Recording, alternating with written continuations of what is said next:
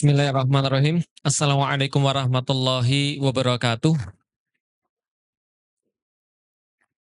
Alhamdulillah, puji dan syukur senantiasa kita panjatkan kepada Allah Subhanahu wa taala. Sungguh tidak ada Tuhan selain Dia. Kepadanya kita menyembah, kepadanya kita senantiasa memurnikan ibadah-ibadah kita. Meskipun ibadah-ibadah kita pastilah jauh daripada sempurna. Dialah Allah, tidak ada Tuhan selain Dia. Kepadanya kita senantiasa mencoba untuk memohon ampun. Kepadanya kita senantiasa mencoba untuk memohon kebaikan-kebaikan dalam kehidupan kita. Mudahan kita semua Bapak Ibu sekalian senantiasa berada dalam perlindungan Allah, baik ketika kita tidur maupun ketika kita bangun, baik ketika kita di dunia maupun ketika kita di akhirat kelak. Alhamdulillah, salat dan salam semoga tercurah dan terlimpahkan kepada baginda Nabi besar Muhammad sallallahu alaihi wasallam, manusia mulia yang senantiasa kita nantikan dan harapkan untuk berjumpa dengannya di yaumil qiyamah, dan kita memohon kepada Allah sebagaimana kita mencintai beliau di dunia, sebagaimana kita senantiasa merindukan beliau di dunia, maka mudah-mudahan kelak nanti kita akan dipertemukan dengan beliau dan mendapatkan syafaat daripada beliau sallallahu alaihi wasallam. Dan mudah-mudahan kita semua sekeluarga bisa didekatkan dengan beliau, memasuki surga Allah bersama-sama dengan beliau sallallahu alaihi wasallam. Alhamdulillah, ibu-ibu insya Allah dirahmati Allah dan bapak-bapak yang mudah-mudahan senantiasa Allah muliakan. Jadi pada hari ini kita melanjutkan kajian kita, kajian yang cukup penting Bapak Ibu sekalian. Karena pemahaman terhadap takdir ini adalah pemahaman yang nanti akan membawa kita memaksimalkan hidup kita. Kalau andaikan orang itu pemahamannya tentang takdir tidak penuh, maka biasanya dia terjebak di antara salah satu yang sudah kita jelaskan kemarin. Betapa banyak ibu-ibu dan bapak-bapak melihat orang-orang muslim tapi dia tidak maksimal di dalam hidup. Ketika ditanya misalnya, kok kamu hari ini nggak kerja? Jawabannya, rizki sudah di tangan Allah. Kalau Allah menghendaki maka rizki nggak akan kemana, kan gitu. Banyak nggak dengar yang kayak gitu-gitu? Maka dia seolah-olah dia itu yakin kepada rizki, sejatinya sebenarnya dia tidak yakin kepada rizki. Nanti kita akan tunjukkan. Itu model yang pertama. Model yang kedua, ada orang-orang yang dia itu saking dalam kehidupannya senantiasa mendewakan dirinya sendiri, Allah tidak ada makna dalam kehidupan dia. Maka kalau orang yang pertama ketika ditanya, kok kamu nggak kerja? Dia bilang rizki nggak akan kemana. Tapi orang yang kedua, dia bilang begini, rizki itu harus kita cari. Kalau kita nggak pintar, kita nggak dapat rezeki. Kalau kita nggak usaha keras, kita nggak dapat rezeki. Maka kalau dapat rezeki, itu hanya karena usahaku saja. Maka dia tidak melibatkan Allah dalam kehidupan dia.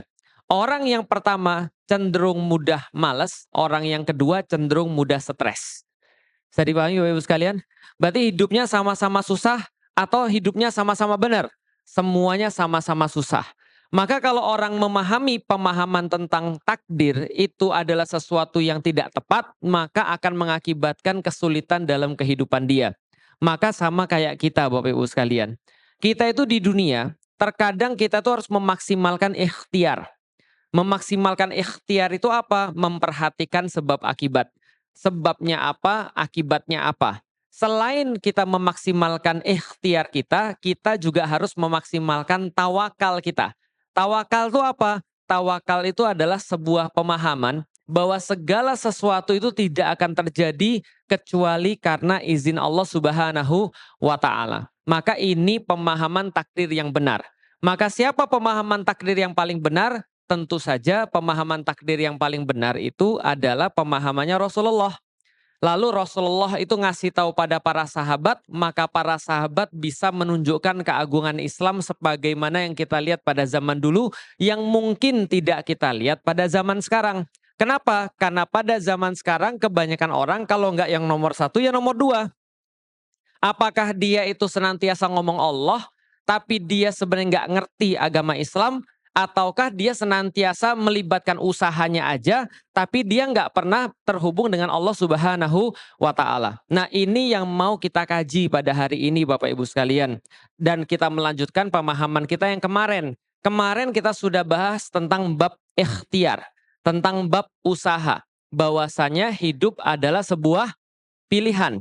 bahwa kalau seandainya kita mau sesuatu yang baik, maka pasti kita akan pilih dengan pilihan-pilihan yang baik. Ada orang bilang, saya pengen pergi ke Bandung, tapi naik tolnya Cikampek ke arah Surabaya. Itu nyambung atau tidak, Bapak Ibu sekalian? Maka omongan pengen pergi ke Bandung cuma omongan, tapi perbuatannya nggak sesuai. Makanya kita itu bisa ngelihat masa depan orang dari pilihan-pilihan hidupnya yang sekarang. Bisa dipahami Bapak Ibu sekalian. Sebaliknya, kita yang sekarang adalah hasil pilihan-pilihan kita di masa yang lalu. Sehingga kita tuh tidak bingung di dalam kehidupan kita. Contoh, ada orang ditanya, kamu mau perginya kemana mas? Saya pengen pergi ke Bandung. Oh gitu, naik apa mas? Naik mobil, betul. Lewat mana mas kira-kira mas? Ya sekarang saya lagi di tol Cikampek, bagus. Tol Cikampeknya sudah di mana? Kebetulan sudah di kilometer 120-an. Lah kilometer 120-an sekarang di mana? Cirebon. Kira-kira nyampe Bandung atau enggak? Nyampe bisa jadi tapi muter. Lalu kita tanya, mas mau keluarnya di mana? Rencana saya sih lurus sampai kilometer 400.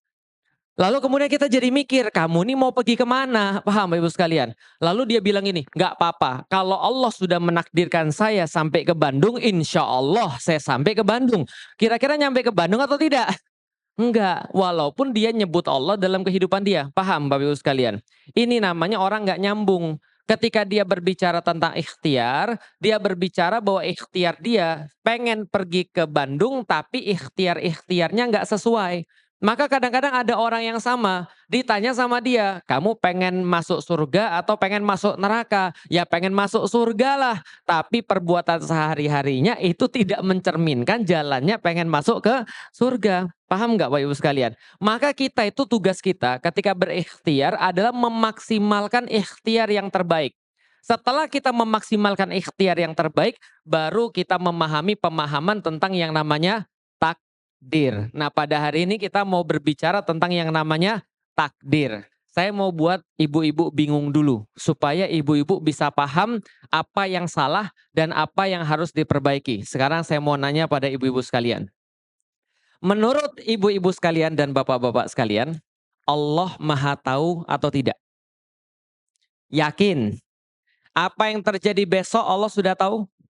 Tahu. Apa yang terjadi 2 bulan lagi Allah sudah tahu? Bagaimana kalau 4 tahun lagi? 100 tahun lagi? Karena Allah Maha Pintar. Allah Maha Tahu tentang apapun yang terjadi karena tidak ada yang tersembunyi di hadapan Allah. Itu yang menjadi keyakinan kita di dalam Islam karena Allah itu Maha. Allah Maha tahu apa yang terjadi ke depan. Betul. Dan Allah juga sudah tahu, terrecord semua, tercatat semua apa yang terjadi di masa yang lalu. Betul begitu Bapak Ibu sekalian? Karena Allah adalah zat yang Maha tahu. Oke, sekarang saya mau nanya. Kalau Allah tahu tentang masa depan, menurut ibu-ibu sekalian dan menurut bapak-bapak sekalian, kira-kira Allah sudah tahu belum di antara kita siapa yang masuk surga dan siapa yang masuk neraka?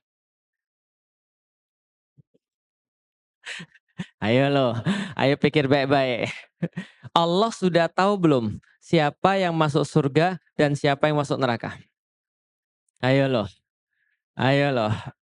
Yang jawab tahu, yang jawab nggak tahu, nggak berani cuma satu. Oke, Allah sudah tahu atau belum? Oke, kalau jawaban ibu-ibu Allah sudah tahu siapa yang masuk surga dan siapa yang masuk neraka dan semua sudah tertulis di Lauhul Mahfud, pertanyaan saya, ngapain ibu-ibu ibadah? Ngapain bapak-bapak ibadah? Paham maksudnya? Paham? Karena kalau kita ibadah, sholat subuh tadi pagi, lalu kemudian kita sedekah, kita nanti mau kurban, jangan-jangan kita sudah tercatat masuk neraka. Ayo loh. Atau jangan-jangan ada orang yang nggak sholat, orangnya itu kemudian beling, orangnya itu kemudian jahat, tapi jangan-jangan dia sudah ditakdirkan oleh Allah masuk surga. Bingung? Bingung?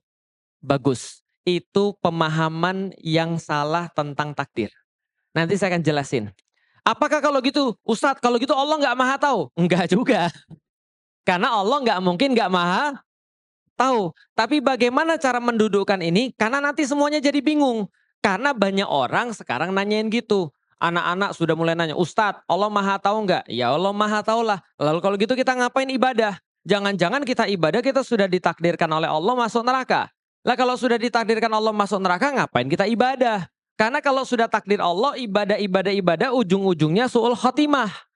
Tapi ada orang yang dia nggak ibadah, dia jahat, jangan-jangan sudah ditakdirkan oleh Tuhan, oleh Allah masuk surga. Sehingga nanti di ujung-ujungnya dia bisa husul khotimah. Bisa dipahami Bapak Ibu sekalian? Bingung? Bingung? Itu pertanyaan saya sebelum saya masuk Islam juga. Makanya sudah saya sampaikan, begitu saya masuk Islam, saya ngerti tentang Islam, Islam menjawab seluruh pertanyaan saya dan memperbaiki hidup saya. Karena kalau kita nggak jawab pertanyaan ini dengan bagus, kita pasti nanti bingung. Oke? Merasa bingung? Mau jawabannya? Oke, jangan pergi. Karena kalau ibu pergi sekarang, saya dosa. Paham ibu sekalian? Karena saya ngasih tahu yang salah tadi.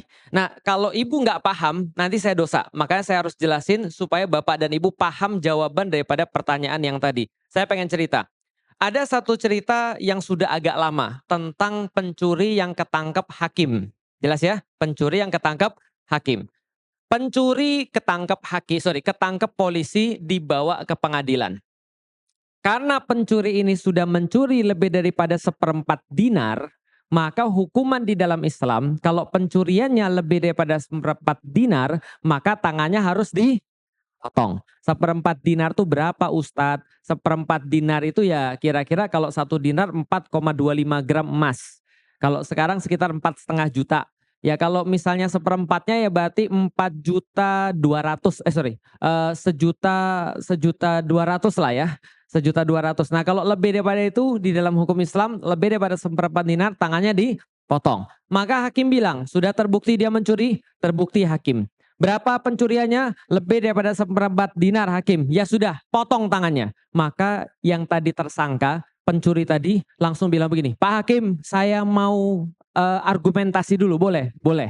Saya mau ngobrol dulu, boleh? Boleh. Lalu dia bilang begini, Pak Hakim, andaikan ibu-ibu dan bapak-bapak adalah hakimnya, anggaplah saya pencurinya. Saya mau nanya, boleh? Boleh Hakim? Oke, saya mau nanya. Ibu dan bapak hakim, apakah ibu dan bapak hakim percaya bahwa Allah itu maha tahu? Yakin? Bahwa apapun yang bahwa apapun yang terjadi 2 bulan yang lalu Allah tahu? Tahu. 3 bulan ke depan Allah tahu? 5 bulan ke depan Allah tahu? Semua ke depan Allah tahu? Tahu. Berarti pencurian saya ini Allah sudah tahu.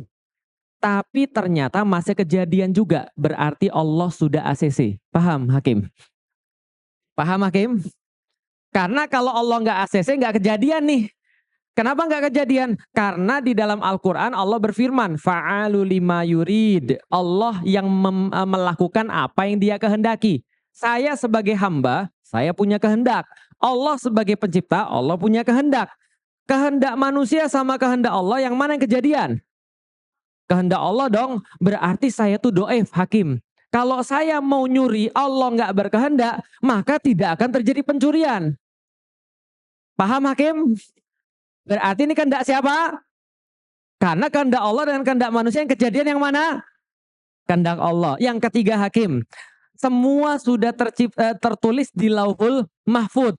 Maka apapun yang sudah tertulis udah nggak bisa diapa-apain lagi. Maka sudah tertulis di Lauhul Mahfud, saya akan mencuri pada hari ini hakim. Maka sebenarnya saya tidak bersalah. Karena semua ini adalah kemauan Allah, pengetahuan Allah, dan kehendak Allah yang tertulis di Lauhul Mahfud. Bebas atau enggak hakim? Bebas atau enggak? Bebas. Untung ibu-ibu nggak jadi hakim. Maka dalam cerita tadi hakimnya bilang, oh gitu ya, oh ini pencurinya syar'i. Karena kenapa? Pakai dalil gitu ya. Hakimnya bilang, oke, kalau begitu potong tangannya Al-Gojo. Al-Gojo langsung potong tangannya. Ketika tangannya udah lepas, dia kemudian nangis-nangis. Dia bilang, loh hakim kenapa tangan saya dipotong? Padahal kan saya sudah argumen tadi hakim. Hakimnya bilang, kamu percaya bahwa Allah maha tahu? Percaya. Bahwasanya apa yang terjadi kemarin Allah tahu? Tahu. Yang besok Allah tahu? Tahu. Maka tanganmu kepotong tadi barusan itu Allah juga sudah dan sudah di ACC. Paham ibu-ibu sekalian? Dan itu bukan kehendak saya. Tapi itu juga kehendak Allah. Karena kalau Allah nggak berkehendak, tanganmu nggak akan putus. Paham ibu-ibu sekalian? Yang ketiga, Lauhul Mahfud. Itu sudah tertulis kamu mencuri. Kalau kamu balik itu halaman berikutnya tertulis kamu dipotong tangannya. Paham ibu sekalian? Bisa jelas sampai di sini? Yang mana yang benar, hakim atau malingnya? Dua-duanya tidak betul. Jelas sampai di sini? Makanya saya mau jelasin dulu tentang masalah takdir atau pilihan. Pertama gini, ibu-ibu dan bapak-bapak sekalian. Pertama-tama harus kita tahu bahwasanya kita itu makhluk. Kita itu apa? Makhluk, ciptaan dalam bahasa Indonesia. Sedangkan Allah itu kholik. Allah itu apa? Kholik. Allah itu adalah pencipta. Allah pencipta, kita ciptaannya. Pertanyaannya, pencipta sama ciptaan sama atau beda? Sama atau beda? Beda. Bedanya apa? Kita terbatas. Kita saling memerlukan. Kita lemah. Sedangkan pencipta, Allah, dia tidak terbatas. Dia tidak memerlukan siapapun. Dan dia tidak lemah. Dia maha kuat. Artinya tidak boleh kita menyamakan antara manusia dengan Allah.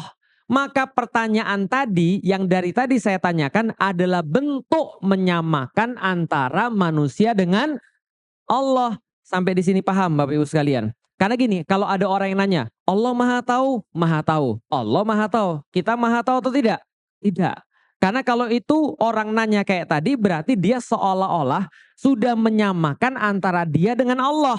Makanya kata para ahli tidak ada jawaban yang benar untuk pertanyaan yang salah. Jelas sampai di sini? Tidak ada jawaban yang benar untuk pertanyaan yang salah. Contoh, lebih enak mana? Apel atau komputer? Lebih enak mana? Apel atau komputer? Pertanyaan macam apa ini? Nggak ada yang benar. Kenapa? Karena pertanyaannya juga sudah salah. Bisa dipahami? Nah, maka kita balik lagi masuk ke dalam masalah takdir. Ini penting banget. Maka kalau kita membahas tentang takdir, kita harus tahu dulu. Allah itu khalik. Allah itu pencipta. Kita itu ciptaan. Maka tidak boleh dalam membahas tentang takdir, kita mencampur adukkan antara Allah dan manusia. Dan aktivitas Allah dengan aktivitas manusia. Paham? Contoh, nih kita coba untuk ambil contoh yang lain. Lihat ya. Ini kejadian di zamannya para sahabat. Jadi suatu waktu bapak-bapak dan ibu-ibu sekalian, para sahabat sedang duduk-duduk, sedang santai, sedang ngobrol-ngobrol. Tiba-tiba Rasulullah menyampaikan hal seperti ini. Ini saya bacain dalam bahasa Indonesia ya. Rasul bacain kepada para sahabat satu hadis. Sesungguhnya setiap kalian dikumpulkan penciptanya di perut ibunya. Jelas ya, kita di perut ibu kita sebagai setetes mani atau nutfah. Lalu kemudian selama 40 hari, lalu kemudian berubah menjadi setetes darah. Selama 40 hari kemudian menjadi segumpal daging selama 40 hari kemudian. Kemudian diutus kepada seorang malaikat lalu ditiupkan padanya ruh. Jadi setelah ditiupkan ruh, gitu kan ya, setelah ditiupkan ruh pada manusia itu, kemudian diutus kepadanya seorang malaikat, lalu setelah itu ditetapkan pada dia 4 perkara. Ini yang sudah kita sering dengar ya. 4 perkara yang sering kita bilang sebagai takdir. Yang pertama ditetapkan rezekinya. Yang kedua ditetapkan ajalnya. Rezekinya, ajalnya. Yang kemudian yang ketiga adalah amal-amalnya. Yang keempat adalah ditetapkan bahwa dia itu menjadi orang sengsara atau dia itu menjadi orang yang bahagia. Sampai di sini paham? Ada 4 yang ditetapkan oleh Allah. 1, rezekinya. 2, ajalnya. 3, amal-amalnya, apakah soleh atau salah. Lalu kemudian yang keempat adalah ditetapkan kepadanya apakah dia termasuk orang yang sengsara atau dia termasuk orang yang berbahagia. Demi Allah, kata Rasulullah melanjutkan, tidak ada sesembahan yang berhak disembah selain Allah. Sesungguhnya di antara kalian ada yang melakukan perbuatan-perbuatan atau amal-amal ahli surga sehingga jarak antara dia dengan surga tinggal 1 hasta aja. 1 hasta itu segimana? 1 hasta itu dari ini nih, dari sikut sampai ke ujung tangan. Jadi dia tuh udah dekat banget masuk surga. Kemudian dia ternyata melakukan perbuatan ahli neraka. Lalu dia su'ul khotimah, masuk neraka. Sama, di antara kalian ada orang yang terus melakukan perbuatan ahli neraka. Kemudian sampai dia tinggal sehasta lagi masuk neraka kata Rasulullah. Kemudian Allah memberikan takdir pada dia melakukan perbuatan ahli surga. Sehingga dia mati sebagai orang yang husnul khotimah. Makin bingung? Makin bingung? Setelah kemudian mengatakan ini, para sahabat langsung nanya ke ibu-ibu sekalian. Ya Rasulullah, kalau semua sudah ditentukan oleh Allah, rizki sudah ditentukan oleh Allah, ajal sudah ditentukan oleh Allah, amal-amal soleh atau amal-amal salah sudah ditentukan oleh Allah. Bahkan ada orang yang soleh seumur hidupnya, matinya salah masuk neraka. Ada orang yang salah seumur hidupnya, matinya soleh masuk surga, husnul khotimah. Lalu ditetapkan juga dia di hidup sengsara atau bahagia. Para sahabat bertanya hal yang sama. Jadi ngapain kita beribadah? Ngapain kita ini berbuat yang baik? Berbuat yang baik ini kan susah ya Rasulullah ya. Iya, ngapain kita ibadah kalau semuanya sudah ditakdirkan oleh Allah? Maka kemudian Rasulullah Shallallahu Alaihi Wasallam tersenyum kemudian membacakan surat Al-Lail yang akhir-akhir. Wa amma man a'ta wattaqa wa saddaqa bil husna fasanu yassiruhu lil yusra wa amma man bakhila wastaghna wa kadzdzaba bil husna fasanu yassiruhu lil usra. Itu dibacakan oleh Rasulullah. Apa artinya? Ada orang-orang yang beriman kepada Allah dan mau taat, mau bertakwa kepada Allah. Maka dia juga berharap dan percaya dengan pahala-pahala balasan Allah yang terbaik. Maka dia dimudahkan oleh Allah menuju jalan yang baik atau surga. Ada pula orang-orang yang mereka tidak percaya dengan Allah, bakhil di dalam hidup dia, sehingga ketika dia itu nggak mau ngasih uang, nggak mau beramal soleh, karena nggak percaya balasan Allah, kata Allah. Dan bagi dia itu juga akan dipermudah jalannya menuju keburukan, yaitu adalah neraka. Maka Rasul berkata, beramallah wahai sahabat sekalian, karena kalian akan dimudahkan berdasarkan amal-amal kalian. Nih saya jelasin. Coba lihat ya, ini penting banget. Kalau ibu-ibu paham hadis satu ini aja, insya Allah semua paham. Insya Allah semua beres. Lihat, Rasulullah lagi duduk bersama dengan para sahabat, kemudian jelasin. Sahabat-sahabatku, Allah itu maha tahu. Intinya begitu ya. Allah itu maha tahu. Maka Allah itu ketika kalian di dalam rahim ibu kalian, ditiupkan ruh kalian, maka Allah sudah menentukan semuanya. Allah sudah tahu semuanya karena tidak ada yang tersembunyi di hadapan Allah. Karena Allah adalah khalik atau makhluk. Khalik. Allah maha tahu tidak seperti manusia nggak paham. Maka Allah sudah menentukan segala-galanya. Dia ditentukan rizkinya. Dia ditentukan ajalnya. Dia ditentukan amal-amalnya. Dan dia mati sengsara atau mati bahagia. Hidup sengsara atau hidup bahagia. Maka para sahabat nanya, ya Rasul ngapain kita beramal? Nah ini ada patah di sini. Patahnya di mana? Rasul lagi jelasin bab tawakal. Rasul lagi jelasin bab apa? Tawakal. Bahwa Allah itu maha tahu. Allah itu maha menentukan. Tidak ada yang tersembunyi di hadapan Allah. Ilmu Allah meliputi segala-galanya. Allah melakukan apapun yang dia kehendaki. Allah menentukan apapun yang dia sukai. Itu adalah penjelasan Rasulullah. Tiba-tiba para sahabat bahasnya tentang masalah ikhtiar. Bapak-ibu sekalian. Yang dijelaskan Rasul masalah apa tadi? Tawakal. Yang dibahas oleh para sahabat masalah apa tadi? Ikhtiar. Makanya Rasul senyum. Rasul senyum lalu meluruskan pemahaman para sahabat dengan membacakan surat Al-Lail.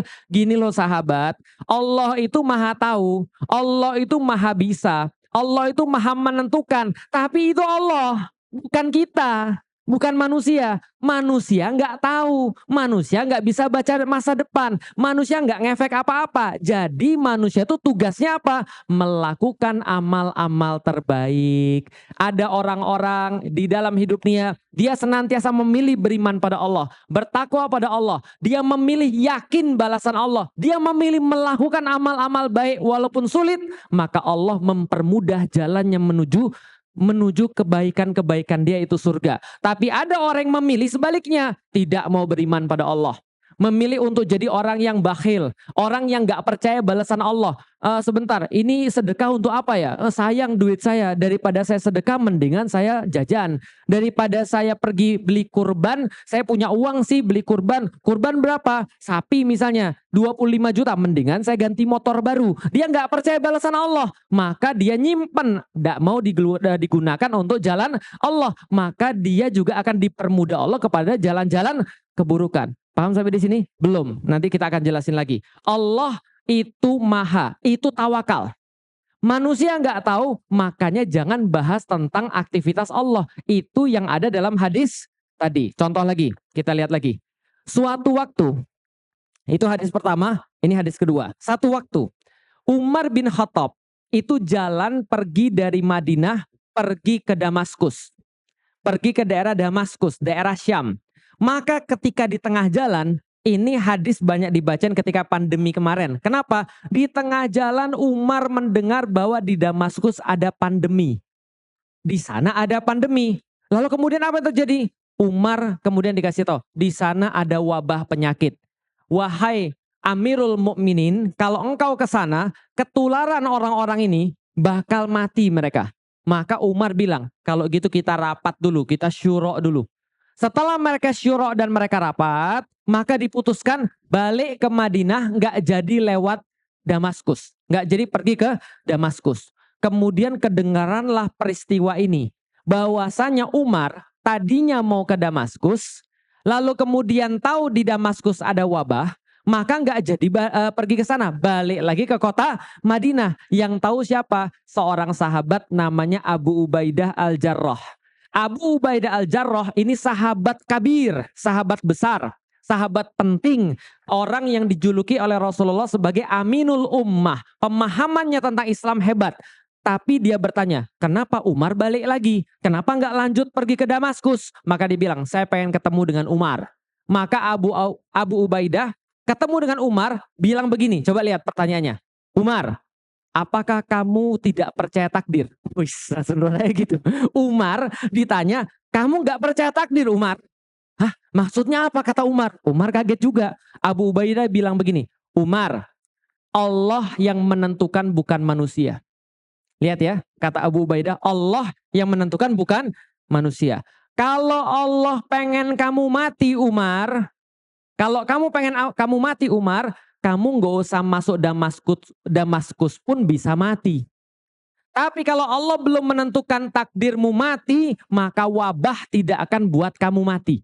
Jelas sampai di sini? Apakah kamu pengen lari dari takdir Allah, Umar? Kalau Allah takdirin kamu mati, kamu balik pun bisa mati. Tapi kalau Allah belum takdirin kamu mati dan seluruh orang muslim mati, maka kamu masuk wabah nggak ada masalah, kamu nggak akan mati. Betul kata dia? Betul. Berarti Abu Ubaidah ini lagi ngomong tentang tawakal atau ikhtiar? Tawakal. Umar juga tersenyum. Agak kesal juga Umar. Kenapa? Umar tuh nepuk pahanya. Abu Ubaidah. Andaikan bukan kamu yang nanya ini. Paham gak maksudnya? Abu Ubaidah. Aku berharap bukan kamu yang nanya. Kenapa? Kalau bukan Abu Ubaidah yang nanya, sudah pasti dimarahin Umar. Karena yang nanya sahabat besar, Umar gak mau, hormat. Gitu kan ya. Karena ini orang dipuji Rasulullah. Kalau bukan dia yang nanya, pasti kena omel sama Umar. Kenapa? Umar gak mau jelasin, lalu bilang begini pada Abu Ubaidah. Abu Ubaidah, kamu benar. Umar lari dari satu takdir Allah menuju takdir Allah yang lain. Paham? Karena semua itu adalah takdir. Bukan saya takut. Tapi saya sudah bahas sama umat muslim. Bahwasannya di depan itu ada wabah. Kalau kita masuk ke sana, kita dihitung bunuh diri. Sudah tahu ada wabah mematikan, kita masih masuk bunuh diri. Abu Ubaidah tetap bilang, enggak, takdir Allah. Paham sampai di sini? Tiba-tiba ketika mereka lagi debat, Abdurrahman bin Auf datang. Lalu kemudian berkata begini, tenang para sahabat, tenang. Saya punya hadis dari Rasulullah. Apa hadisnya? Abdurrahman bin Auf mengatakan, Rasul pernah bersabda, kalau ada wabah, maka siapapun yang sudah di dalam wilayah wabah, jangan keluar. Yang sudah di dalam, jangan keluar. Yang di luar jangan masuk. Jelas sampai di sini? Itu konsep apa itu? Karantina. Paham sampai di sini ya? Itu konsep karantina. Yang sudah di dalam jangan keluar, karena kalau Anda keluar, Anda akan menyebarkan penyakit. Itu hadis itu. Pemahaman Islam udah keren banget. Zaman sekarang baru ada karantina. Zaman dulu Islam sudah ngasih tahu kalau ada wabah jangan keluar yang sudah di dalam dan yang di luar jangan masuk. Paham sampai di sini? Itu pembahasannya ikhtiar atau tawakal. Ikhtiar. Kata Rasulullah, ini bukan urusan takdir. Urusan kalian tuh memilih. Ada yang bisa dari luar masuk, ada yang bisa dari dalam keluar. Maka Rasul katakan di dalam bersabar. Kalau mati syahid. Kalau hidup syukur. Tapi yang di luar jangan masuk. Anda tawakal iya, tapi jangan masuk. Kenapa? Karena kalau Anda masuk, Anda tidak tawakal justru. Kenapa? Karena disuruh jangan. Oke, saya jelasin lagi. Itu hadis yang kedua. Sorry, saking serunya. Yang ketiga, saya pengen cerita. Rasulullah Shallallahu Alaihi Wasallam ketika perang Badar itu pakai baju zirah 2 lapis. Berapa lapis? 2 lapis.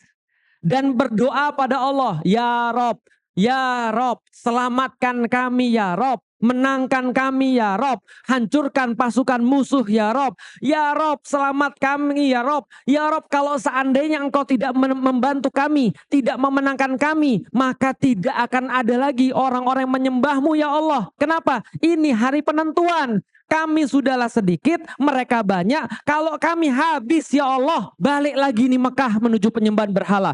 Lama banget doanya. Itu diulang-ulang terus. Sampai bayangin ya, Anda pernah ngelihat Ustadz doanya lama nggak? Pernah lihat doanya lama? Berapa lama dia doa? 15 menit, 20 menit. Ini Rasul doa saking lamanya, itu sampai Abu Bakar bilang begini, ya Rasulullah, setengah doamu sudah cukup ya Rasulullah. Yang doa siapa? Rasul. Kalau yang doa Rasul itu terkabul atau tidak? Yang doa Rasul itu langsung didengar sama Allah. Langsung bypass pada Allah. Yang doa kita nggak tahu.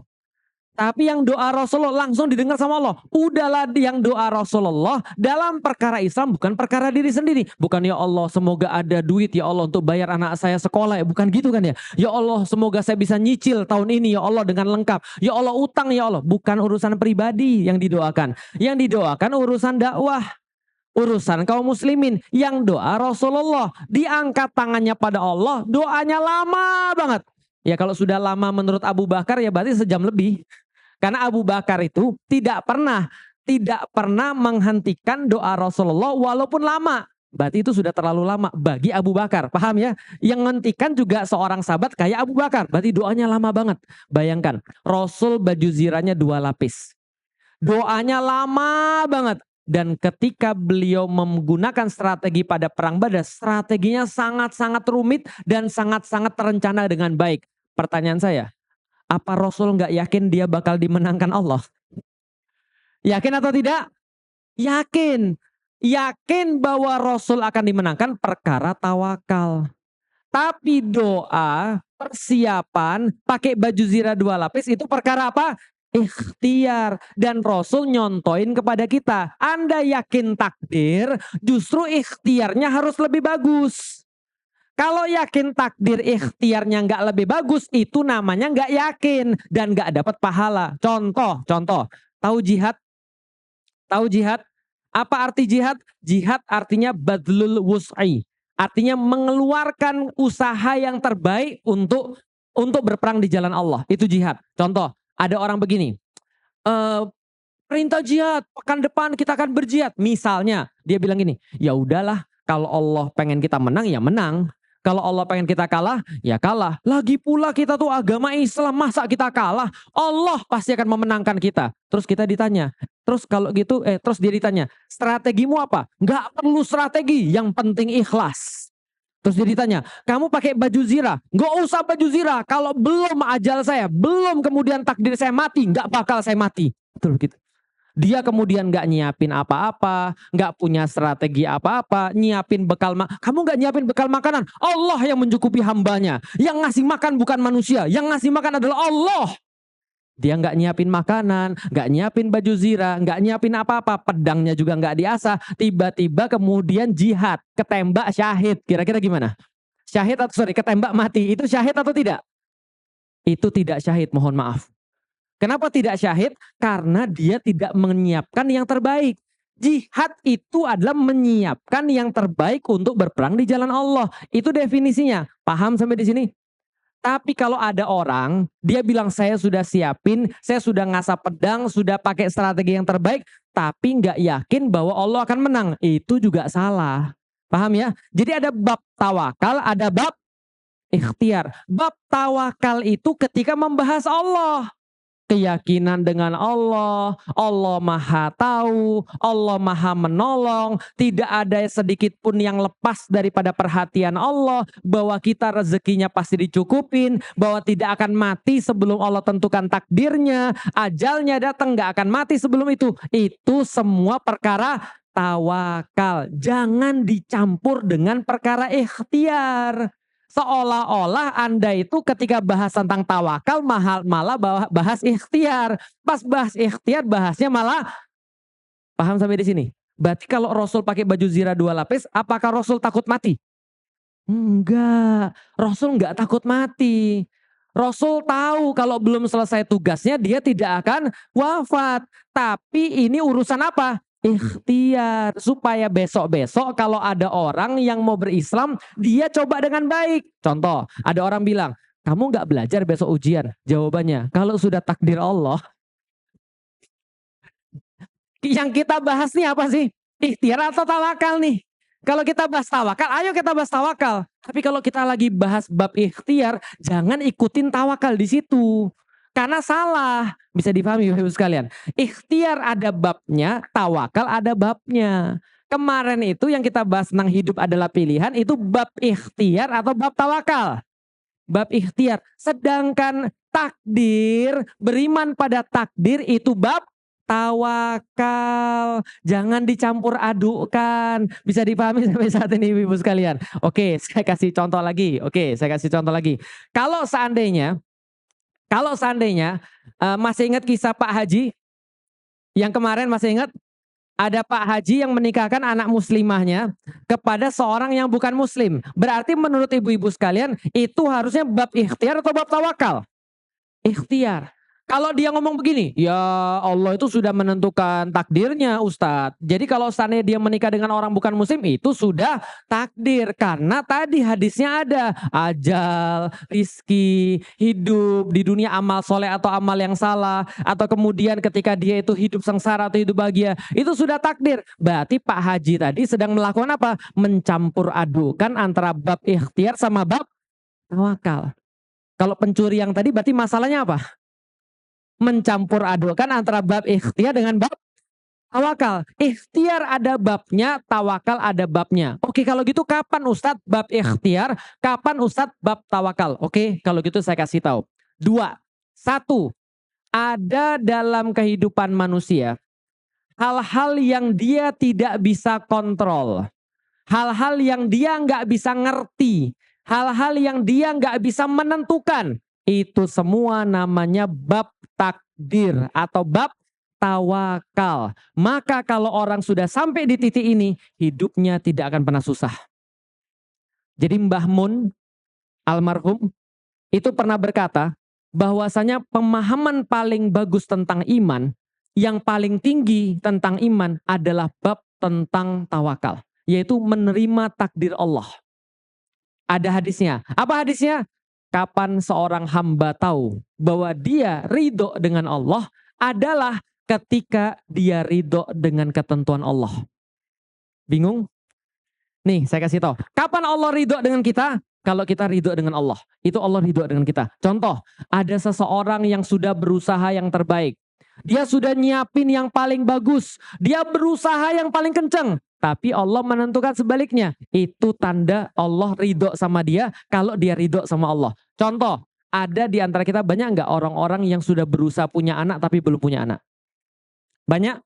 Ada orang udah berusaha, dia sudah nikah yang halal, nyari istri yang halal, ikhtiar sudah semuanya. Pergi ke dokter sudah, makan makanan yang sehat sudah, minum minuman yang sehat sudah, pergi ke ustadz sudah, minta doa sudah. Ustadz nyaranin apa? Pergi kalau lagi hujan-hujanan, apalagi di Bogor tuh hujan-hujanan. Nah kalau hujan tuh main hujan dulu tuh sama istrinya. Nah setelah itu di rumah lanjutkan usahanya, insya Allah bisa. Ternyata belum bisa juga. Lalu kemudian udah bisa, semua cara udah dicoba, sudah dilakukan, semua dicoba. Allah belum nitipin dia anak. Kemudian dia bilang, suamiku, kita bersabar ya. Kenapa? Allah kalau sudah nentuin pasti yang terbaik. Suaminya bilang, iya, kita sudah coba semuanya, Dek. Kita sudah lawan semuanya. Duit kita udah habis banyak banget, bukan puluhan, ratusan juta. Tapi kita belum dikarunia anak. Bismillah, ini ketentuan Allah yang terbaik bagi kita. Itu tanda Allah ridho sama dia. Itu tanda dia mendapatkan ridho Allah. Kalau dia mati dalam keadaan seperti ini, masuk surga. Itu hadis. Karena itu sulit banget. Kenapa sulit banget? Ada orang yang sudah coba punya anak. Benar-benar melakukan segala cara. Semua dia lakukan. Tiba-tiba dia ngeliat di TV. Ada anak dibuang hasil perzinahan. Apa yang menjadi perasaan dia? Allah gak adil. Paham ya? Cobaan syaitan, Allah gak adil. Itu orang zina. Itu orang gak bertakwa pada Allah. Maksiat dia. Kenapa Allah kasih dia anak begitu mudah? Sementara aku udah coba 9 tahun. Aku udah coba 15 tahun. Tapi Allah gak ngasih aku anak sama sekali. Allah tidak adil. Paham? Itu namanya tidak beriman pada takdir. Jelas sampai di sini? Berarti ini bahasanya ikhtiar atau tawakal? Tawakal. Harusnya yang dia bahas tawakalnya, bukan ikhtiarnya. Ya dek ya, gak apa-apa ya dek ya. Belum tentu orang yang punya anak tuh masuk surga. Tapi kalau kita tidak punya anak dan kita ridho dengan ketentuan Allah, dengan ridho, benar-benar ridho, insya Allah kita masuk surga. Itu tawakal. Tapi kalau bahasan tadi, orang zina bisa punya anak. Aku benar-benar mau taat gak punya anak. Paham sampai di sini? Stres hidup dia. Kenapa dia stres? Dia bahas ikhtiar di wilayah yang harusnya dia bahas tawakal. Wilayah yang gak bisa dia kontrol itu semuanya urusan tawakal, bukan urusan ikhtiar. Maka kalau ada orang sakit, kita doain semoga Bu Guru Ummah segera sehat. Kalau ada orang sakit, wajibnya itu adalah sabar. Tapi berobat itu adalah sunnah. Ikhtiar berobat sunnah. Karena belum tentu orang berobat itu sembuh. Bisa dipahami Bapak sekalian. Tapi kalau dia sabar, dia dapat pahala. Bisa dipahami ya. Maka tertingginya orang ketika dia beriman pada Allah adalah dia bisa memahami bahwasanya takdir Allah itu pasti baik. Walaupun kadang-kadang sulit. Iya kita sabar, insya Allah 9 tahun kita nggak punya anak. Insya Allah kita sabar, mudah-mudahan ini ketentuan Allah yang terbaik. Tiba-tiba ada temannya datang, Assalamualaikum, Waalaikumsalam, Masya Allah sudah nikah berapa lama? Sudah 9 tahun, anaknya berapa? Aduh sakit hati. Paham ya sekalian? Ini cobanya memang banyak. Saya dipahami sekalian. Kenapa? Karena mencoba untuk memahami takdir Allah itu tidak mudah.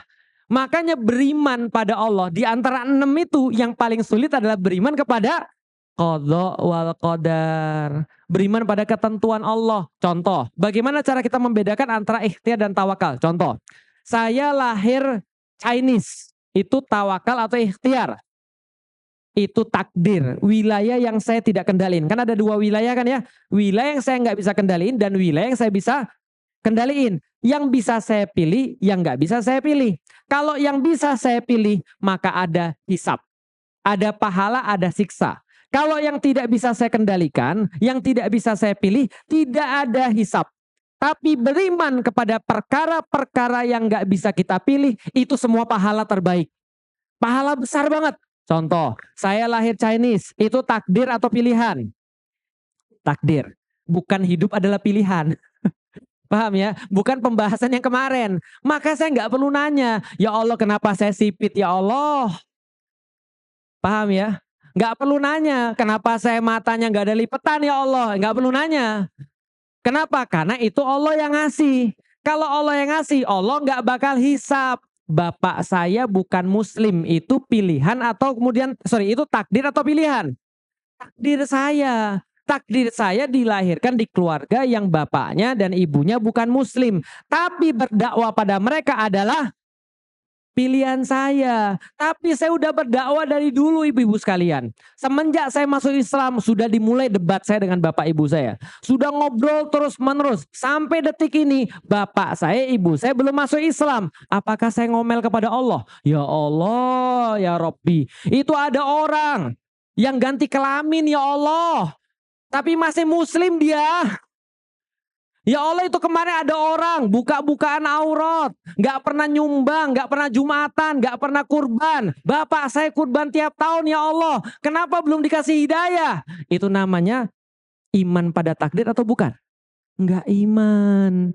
Maka iman pada takdir adalah saya sudah melakukan yang terbaik ya Allah. Mengenai hidayah itu adalah pemberianmu. Kalau engkau berikan saya bersyukur. Kalau engkau belum berikan saya nggak akan protes.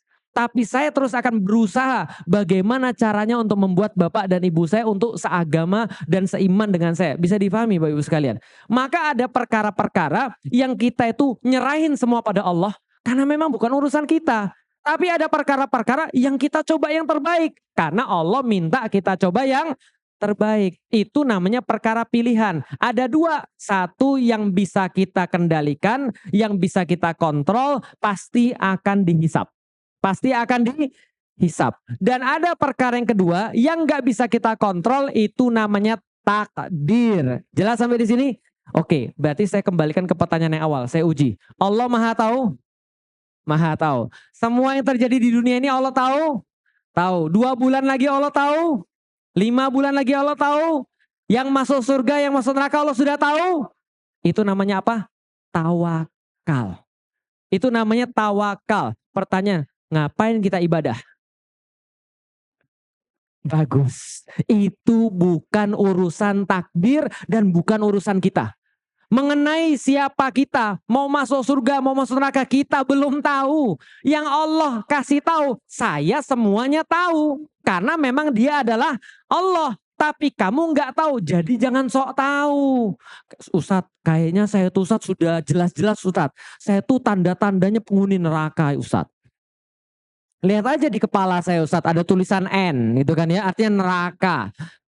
Berarti saya tuh gak usah sholat lagi Ustadz. Percuma Ustadz, kayaknya saya tuh udah ditentukan masuk neraka. Ini orang tahu atau sok tahu?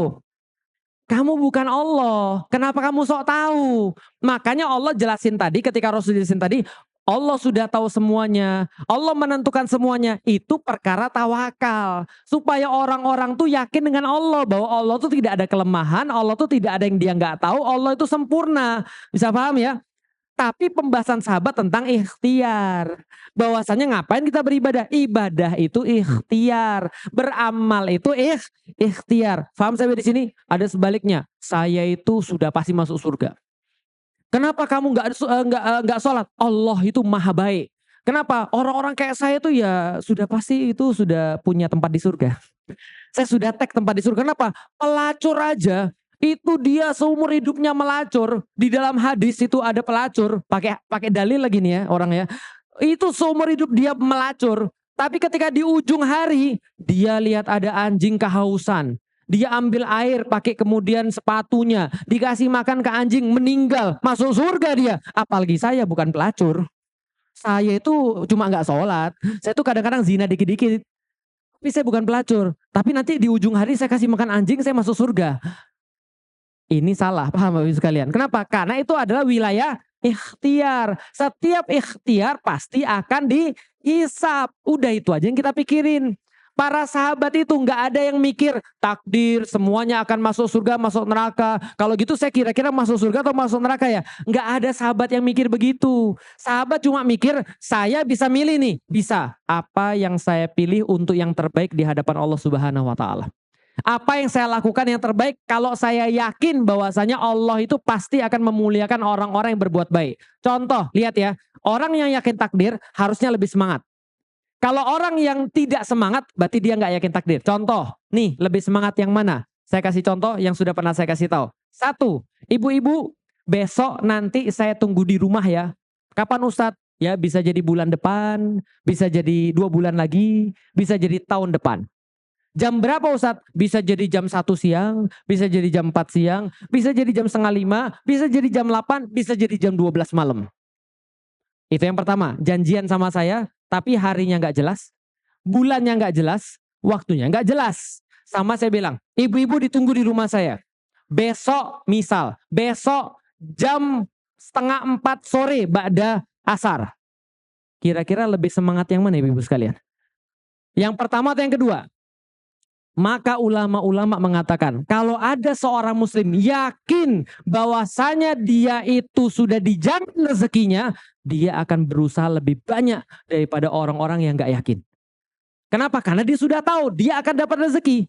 Bisa dipahami ya? Tapi kalau ada orang malas-malasan dalam hidup dia, dan dia bilang saya yakin takdir, itu bukan yakin takdir, itu malas. Karena dia gak yakin bahwa dia dapat sesuatu. Paham sampai di sini? Maka takdir adalah soalan-soalan yang kita nggak kendalikan. Yang kita nggak urusan dengan itu takdir. Maka ibu-ibu lahir di Indonesia takdir atau pilihan? Tapi lahir di Indonesia dakwah atau tidak? Takdir atau pilihan? Maka jangan nyalain takdir dalam perkara-perkara yang kita pilih. Ustadz, suatu hari ada seorang mu'alaf. Ada seorang ibu-ibu nikah sama mu'alaf. Ketika nikah sama mu'alaf, dia bilang sama saya, Ustadz, kenapa hidup ini tidak adil pada saya Ustadz? Kenapa begini hidup saya Ustadz? Emang kenapa ibu? Saya nikah Ustadz sama suami saya. 3 bulan saya nikah Ustadz. Suami saya murtad.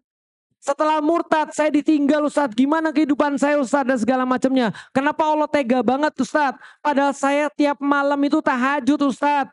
Setiap hari saya tuh juga sedekah Ustadz. Kenapa Allah jahat begini sama saya Ustadz? Kenapa takdir saya begitu kejam? Yang lain banyak yang gak tahajud. Yang lain gak sedekah. Kenapa hidup mereka baik-baik saja? Saya kemudian diem aja. Terus kemudian saya lihat, mohon maaf ibu. Mohon maaf banget ibu. Mohon maaf, hidup adalah pilihan. Saya bilang, mohon maaf. Tapi saya mau nanya, kenapa ibu sampai sekarang gak kerudungan? Paham ibu sekalian? Dia tahajud, dia sholat, dia sedekah, tapi dia gak kerudungan. Apa hubungannya Ustadz kerudungan dengan apa yang dia alami? Hidup adalah pilihan. Kerudungan itu pilihan atau bukan? Pilihan. Maka kalau dia kerudungan, yakin gak akan dekat orang-orang kerudungan kecuali orang-orang baik. Kalau dia sudah baik ya. Bisa dipahami Bapak sekalian. Dulu ketika saya masih belum muslim, mau saya nikah sama istri saya yang kerudungan? Gak maulah.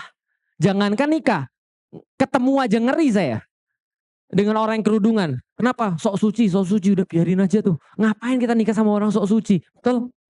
Maka ketika saya belum baik, saya suka gak dengan orang baik? Gak suka saya. Kalau kita belum baik, kita gak akan suka dengan orang-orang yang berbuat baik. Maka ketika dia gak kerudungan, dapat suami kayak gitu, ya jadi wajar. Bisa dipahami ibu sekalian? Sudah pernah dengar cerita pisang goreng dan lapis legit? Belum? Oh, ibu-ibu belum pernah dengar? Oh ya, saya kasih tahu ya.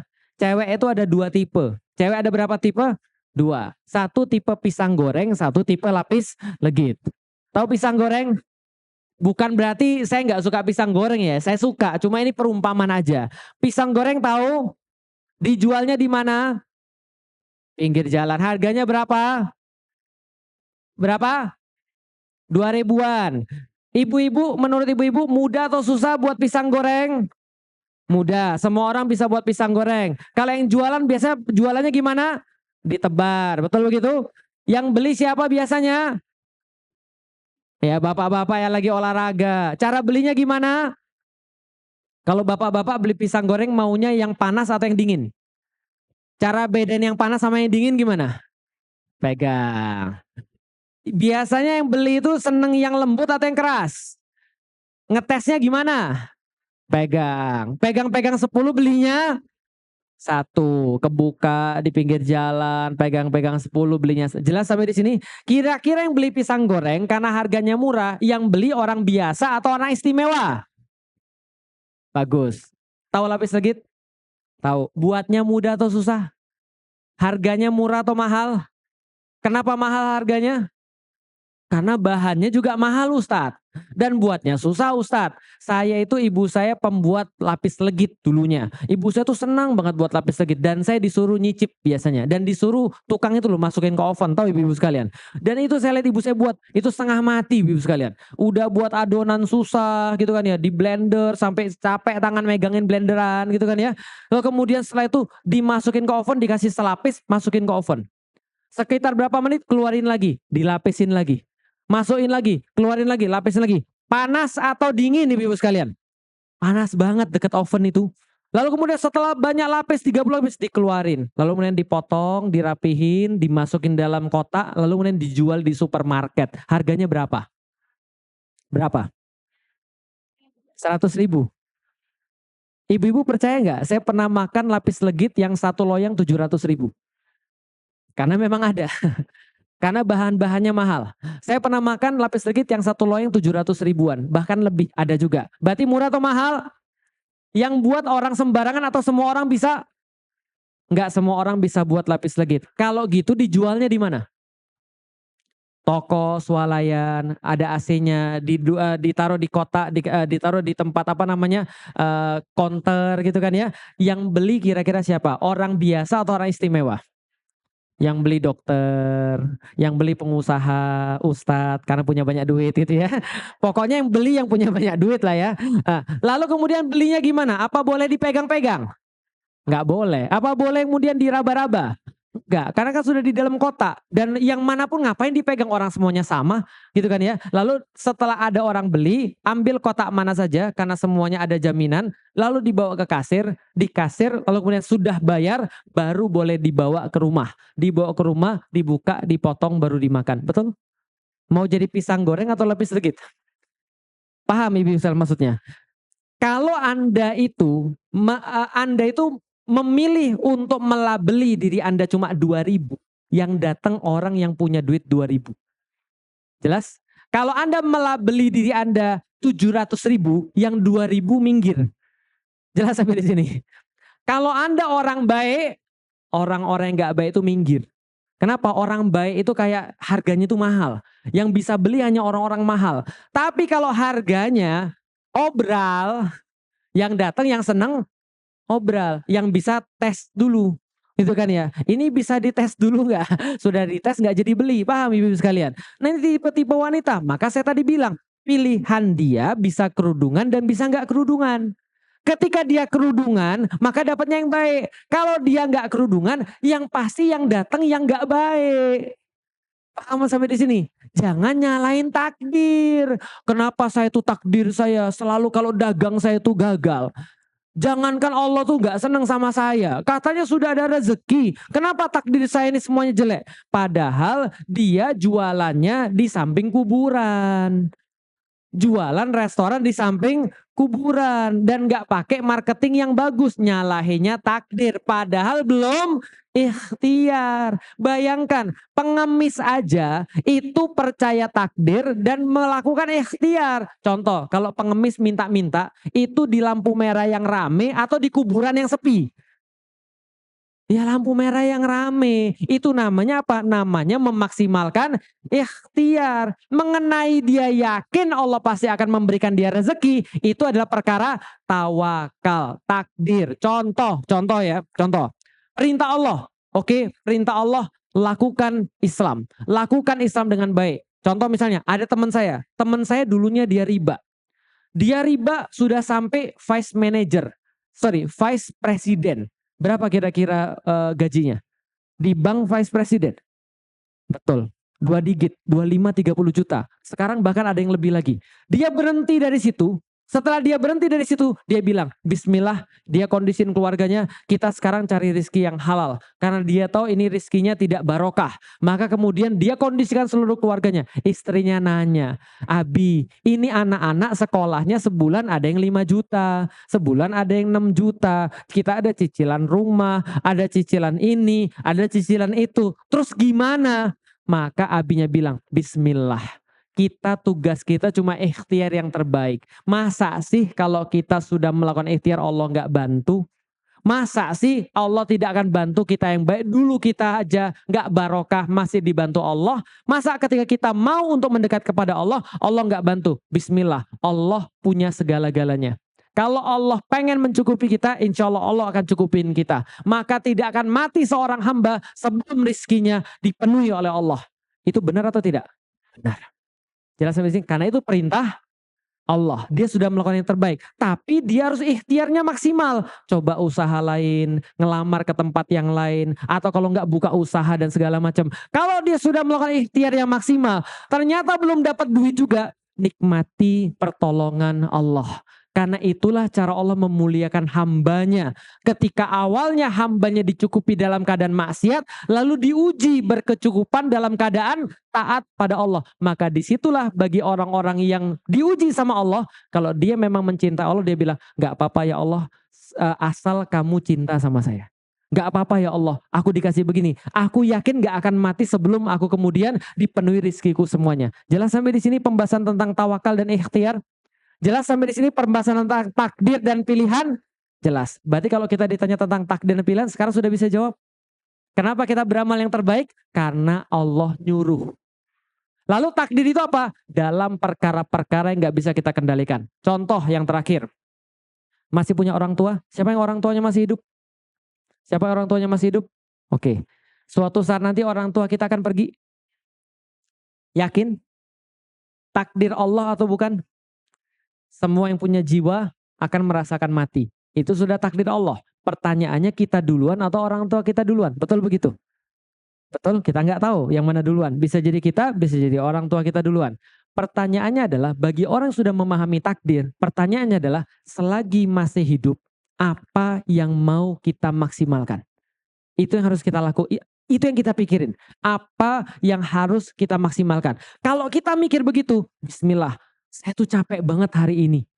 Banyak banget kerjaan. Tapi karena jadwal saya untuk pergi ketemu orang tua, bismillah saya pergi. Kenapa? Saya nggak mau nyesel. Saya harus melakukan ikhtiar yang terbaik. Supaya saya tidak nyesel. Karena ini bukan takdir. Perkara saya mau ngunjungin atau tidak, berbuat baik atau tidak, itu perkara pilihan yang bakal dihisap. Jelas? Tapi nanti besok kalau sudah dipanggil orang tua kita, maka jangan meraung-raung.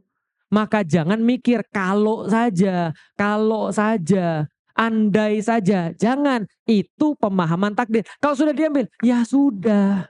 Itu sudah ketentuan Allah. Tinggal kita bagaimana cara menyikapinya. Karena kita nggak bisa milih orang tuh takdirnya itu seperti apa. Kalau sudah dipanggil Allah, ya dipanggil Allah. Jelas sampai di sini ya.